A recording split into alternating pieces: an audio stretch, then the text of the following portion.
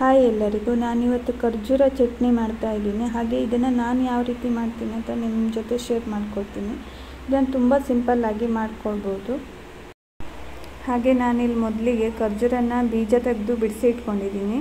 ಹಾಗೆ ಸ್ವಲ್ಪ ಜೀರಿಗೆ, ಕಾಳುಮೆಣಸು ತೊಗೊಂಡಿದ್ದೀನಿ ಮತ್ತು ಸ್ವಲ್ಪ ಮೆಣಸು, ಹುಣಸೆ ಹಣ್ಣು ತೊಗೊಂಡಿದ್ದೀನಿ. ಹಾಗೆ ಸ್ವಲ್ಪ ಕರಿಬೇವು ಸೊಪ್ಪು ಕಟ್ ಮಾಡಿ ಇಟ್ಕೊಂಡಿದ್ದೀನಿ ಮತ್ತು ಸ್ವಲ್ಪ ಒಗ್ಗರಣೆಗೆ ಸಾಸಿವೆ ಮತ್ತು ಜೀರಿಗೆನೂ ತೊಗೊಂಡಿದ್ದೀನಿ. ನಾನಿಲ್ಲಿ ಮೊದಲಿಗೆ ಮೆಣಸನ್ನ ಹುರ್ಕೊಳ್ತಾ ಇದ್ದೀನಿ.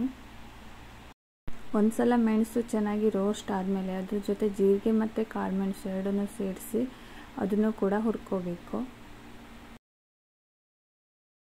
ಇವಾಗ ಇದು ಚೆನ್ನಾಗಿ ರೋಸ್ಟ್ ಆಗಿದೆ. ಇವಾಗ ಸ್ವಲ್ಪ ಹೊತ್ತು ಇದನ್ನು ಕೂಲ್ ಆಗೋಕ್ಕೆ ಬಿಡಬೇಕು. ನಾನಿವಾಗ ಒಂದು ಮಿಕ್ಸಿ ಜಾರಿಗೆ ಬಿಡಿಸಿಟ್ಕೊಂಡಿರುವ ಖರ್ಜೂರ, ಹುರಿದಿಟ್ಕೊಂಡಿರುವ ಮೆಣಸು, ಜೀರಿಗೆ ಮತ್ತು ಕಾಳುಮೆಣಸು, ಅದಕ್ಕೆ ಸ್ವಲ್ಪ ಹುಣಸೆ ಹಣ್ಣು ಮತ್ತು ಸ್ವಲ್ಪ ಉಪ್ಪು, ಸ್ವಲ್ಪ ನೀರು ಸೇರಿಸಿ ಇದನ್ನು ಫೈನ್ ಪೇಸ್ಟ್ ಆಗೋ ತನಕ ಮಿಕ್ಸಿ ಮಾಡ್ಕೊಳ್ಬೇಕಾಗತ್ತೆ. ಇವಾಗ ಮಿಕ್ಸಿ ಮಾಡ್ಕೊಂಡಾಗಿದೆ. ನೀವಿಲ್ಲಿ ನೋಡ್ತಾ ಇರ್ಬೋದು, ಇಷ್ಟು ನೈಸಾಗಿ ಮಿಕ್ಸಿ ಮಾಡಿಕೊಂಡ್ರೆ ಸಾಕು. ನಾನಿಲ್ಲಿ ಒಂದು ಬಾಣಲೆನ ಸ್ಟೋವ್ ಮೇಲೆ ಇಟ್ಟು ಅದಕ್ಕೆ ಕೊಕೊನಟ್ ಆಯಿಲ್ನ ಹಾಕ್ಕೊಳ್ತಾ ಇದ್ದೀನಿ. ನಾವು ಈ ರೀತಿ ಕೊಕೊನಟ್ ಆಯಿಲ್ನ ಹಾಕ್ಕೊಳ್ಳೋದ್ರಿಂದ ಈ ಖರ್ಜೂರ ಚಟ್ನಿನ ತುಂಬ ದಿನಗಳ ತನಕ ಸ್ಟೋರ್ ಮಾಡ್ಕೊಳ್ಬೋದು.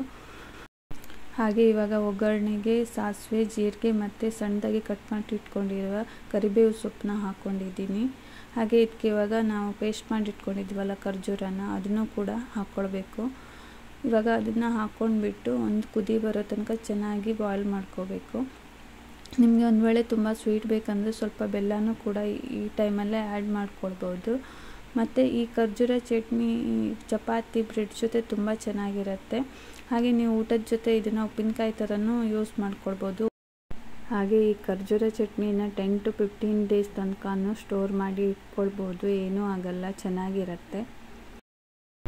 ನೋಡಿ, ಇವಾಗ ಇದು ಬಾಯ್ಲ್ ಆಗೋಕ್ಕೆ ಸ್ಟಾರ್ಟ್ ಆಗಿದೆ. ಇದು ಒಂದು ಸಲ ಚೆನ್ನಾಗಿ ಬಾಯ್ಲ್ ಆದಮೇಲೆ ಇದನ್ನು ಕೂಲ್ ಆಗೋಕ್ಕೆ ಬಿಡಬೇಕು. ಹಾಗೆ ಇದು ಕೂಲ್ ಆದಮೇಲೆ ಒಂದು ಗ್ಲಾಸ್ ಬಾಟಲ್ಗೆ ಇದನ್ನು ಹಾಕ್ಕೊಂಡು ಸ್ಟೋರ್ ಮಾಡಿ ಇಟ್ಕೊಳ್ಬೋದು. ಹಾಗೆ ನೀವು ಕೂಡ ಇದನ್ನು ಒಂದು ಸಲ ಟ್ರೈ ಮಾಡಿ, ತುಂಬ ಚೆನ್ನಾಗಿರುತ್ತೆ.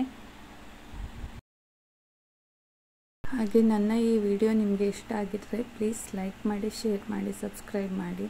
ಹಾಗೆ ನನ್ನ ಚಾನಲ್ನ ಸಪೋರ್ಟ್ ಮಾಡಿ. Thank you for watching.